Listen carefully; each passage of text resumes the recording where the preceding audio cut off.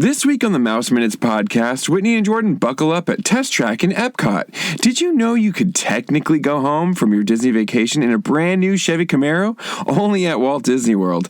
But with its recent updates to the attraction, is Test Track still firing on all cylinders, or has it lost some of its edge? Your 10 minutes starts now.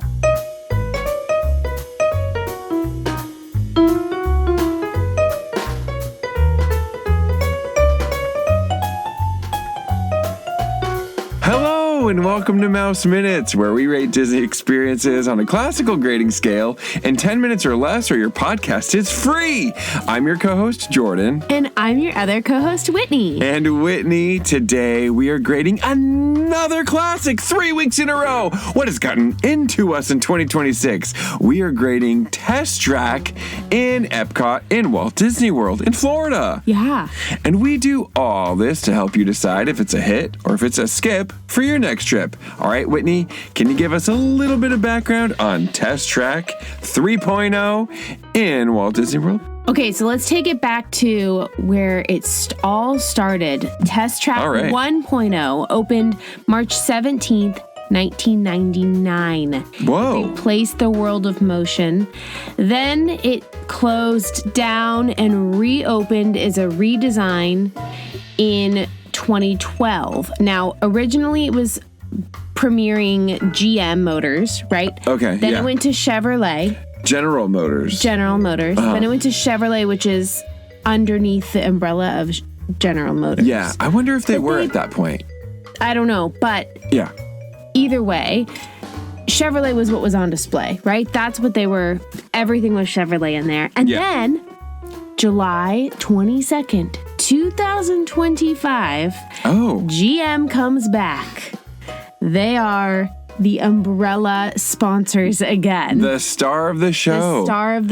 Congratulations, GM. Way to go. This revamp is less on making the cars. It's more on the technology of tomorrow's mobility. Okay, so you're talking about the actual experience. The ride itself. Before it was more kind of centered around you actually being able to design your own Chevrolet. And now it's kind of just looking at, hey, here's some technological advances that we've got coming and that we've made here at General Motors. Is that right? Ready to Did buy I nail it? Did I get it right? Yep, you got it. All right, look at that. I'm listening. Hey. All right, what are we doing? So that's what I've got for you. Oh, cool. Yeah. Jordan. Yeah, Whitney. You want to start? I guess so. Okay, so what? Start by handing it over to you. Why don't you grade first? Okay. I think I've been grading first the last few times, right? I don't know, but I'm going to go first. Well, it's 10 minutes or less. You always keep us on track. So, Whitney. Yes. What do you grade Test Track at Walt Disney World? I graded Test Track 3.0 at Walt Disney World. The grade of an A-. Oh, okay. I love this ride. Interesting. I've always loved this ride. Yeah. But you know what? Yes. I love it more today than I did at 2.0. Really? I do. Now, I know that isn't the popular opinion, I don't think. I think people Is really... it not? I don't know. I think people really liked being able to design their own cars. Yeah. Okay, let's go on the positives. Let's start there because that's where we always like to start. Keep it positive around here. We do. I love the speed. The speed is so fun. You go really fast. Would you say that you have a need for going fast? For reals, you really say it. What? I have a need. A need for going speed. That would have sounded way better. So I love the speed of this ride. It's super fun. I actually enjoy this track setup and the storyline more than I did when it was build your own. Oh, really? Car. Yeah, interesting. And I have to say, I did love designing the car in the queue. Although I don't miss it so much because it did feel like it held things up sometimes with other people in the line queue when they were designing cars. Sometimes they weren't just like moving, you know? Oh, Oh, okay. I will say I know a little 7-year-old who is very disappointed that that's not there anymore. Yeah, for sure. He loved it when he was like 5 and 6 or 4 and all that. Yeah. Yeah, and then I think the other thing, one of my downfalls is... What's your downfall? So the downfall, the negative would be, it's a 3-seater car. Yeah, so the ride vehicle. You have 3 people in each row. And there's 2 rows in one car, right? Yeah, so 6 people in a car. For the most part, I feel like it's always off. Now, you can ride a single rider line in this ride because they probably use it a lot. Yeah. But I don't love that it's 3-seater. We have 4 people in our family and, then we're sitting with random people, which is actually fine. But the other thing is that if you have littles, if you put them in the middle, you won't be able to see them in the ride photo. So don't put your little in the middle. Don't put your little in the middle if you want to be able to see them. Yeah. If people have their hands up, a lot of times they do, you're not going to be able to see them there either. So just something to consider. You might not be able to see them when they are in the ride photo. Yeah, this is a popular one to put your hands up. Yeah. Right? Because you're going fast and people are like, recommend it. Yeah. Interesting. Jordan. But an A-. Okay. I'm interested in asking you later what would make it better, but we're going to jump over to me now. Yeah, right? we are. Jordan, what did you grade Test Track 3.0? Well, Whitney, thank you so much for asking me that question. Of course. I am excited to grade this ride as well. I grade Test Track 3.0 the grade of an A. Oh! A solid A. So higher than mine. Higher than you. I got high. Okay. High above you. Sing it out, babe. All right. So Test Track 3.0. I'm sorry. That was annoying. But we're just going to go. We like to start with the positives around here, just like you did. It's fun. It is. It's a fun ride. It's fast. It feels like it fits in Epcot, right? There's some things that just feel like, I don't know. I don't remember the one that lived there before Test Track even 1.0, which was, what was it? Ride in Motion? It was. And I'm sorry. There's probably so many people who are like turning off their radio right now being like, how do you not know what it was called? World of Motion. Yeah. I don't know if I ever win in it. I'm not I was at Disneyland.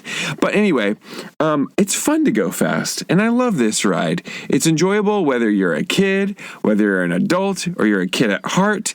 It is, or whether you're with family or other people or your significant other or on your own. It's so really many fun. Options for it to be fun. Yes, it's very fun, whether you're alone or on your own or, with people. But I also like that the refresh, this 3.0 version, like you said, I like it better than 2.0. Do you? Okay. Yeah. The refresh gives you a glimpse of what technological advances would look like or could look like in the future or even now, right? Oh my goodness. And that's always fun to be able to look ahead, which also feels kind of like it taps into that whole idea of Epcot, right? The experimental, prototypical type town of tomorrow or whatever community of tomorrow. Yeah, I like this refresh better than the last edition of the ride, Test Track 2.0. Now, one of the things that you mentioned is, which for me I feel like is a little bit of a knock or a negative against it, is that you used to be able to design your own ride or your own vehicle, which I liked. Our kids liked it. I liked it. It was fun. It was fun, but I felt like a lot of times when you would get on the ride, it wasn't always like your car. And totally. So you get so excited you made the coolest car and you get down there and you're like, how did I get a generic one? Like, what the heck? So that actually is one of my knocks against that version of it, is because it's like, even though it was really fun to have that experience while waiting in the line queue, and it was also something to distract you of the really long line.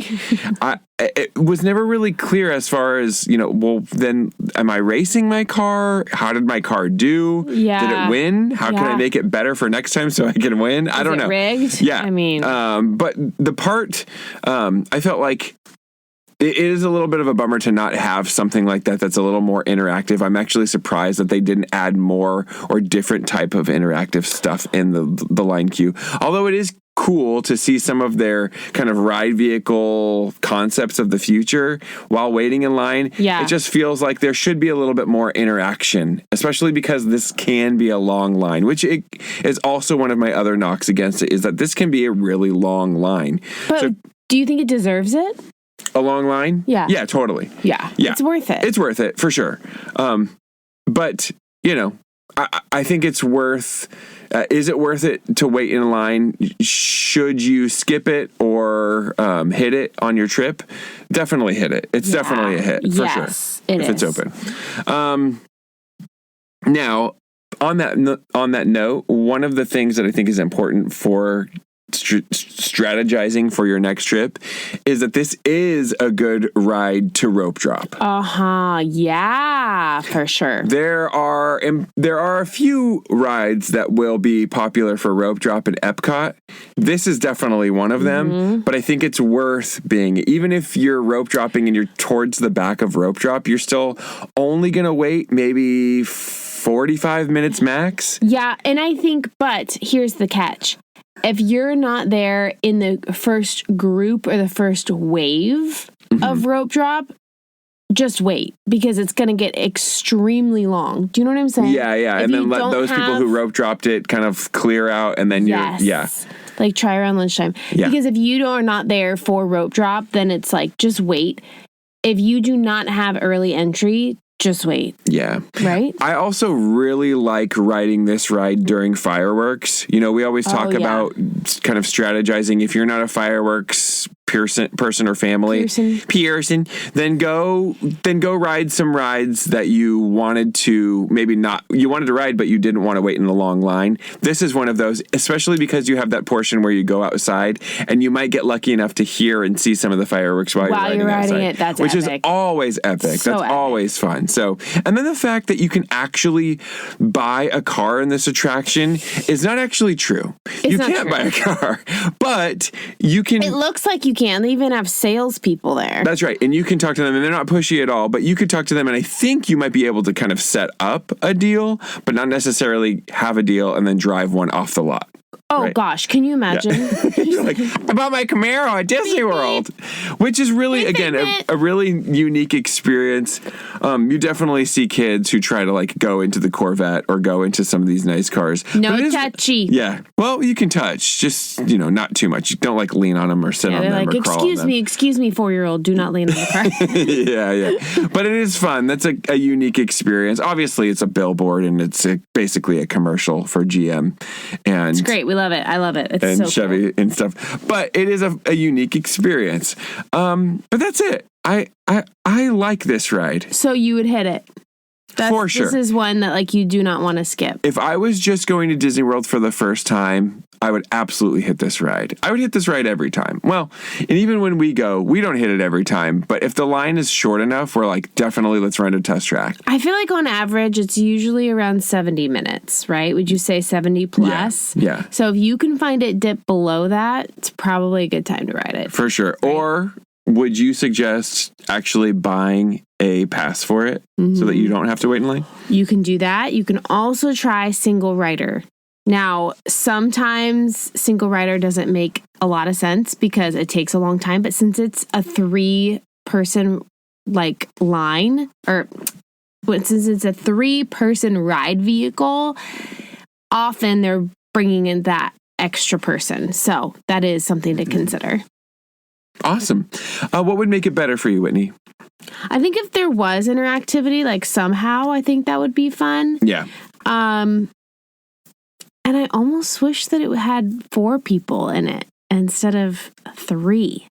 Yeah. In the ride vehicle. Yeah. That's interesting. Yeah. It's so wide, and I feel like they could have fit 4. Yeah. It's a very fun ride. I wish it went a little bit faster.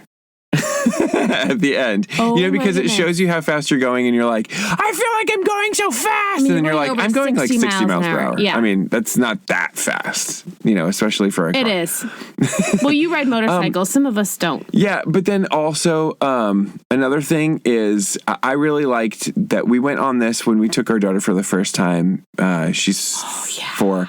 We went and talked to the people at the front of the line, and we said, this is her very first time, and she's been waiting for a really long time to ride this with her big brother and her family. down. And we said, could we just can we skip the line? Well, and the cast members were so friendly and they let her. So sometimes, especially on a special occasion like that, it might be worth even just asking. Give it a shot. It's not always going to work. Or sometimes they just watch the faces of the little kids. Like, she was jumping up and down, and it was just like this moment, and they were so excited. Yeah. So, we got pixie dusted, at least in that really occasion, sweet. And it was really sweet. So thanks to the amazing cast members over at Test Track and EPCOT for making our little girl's special day even more special. It was great.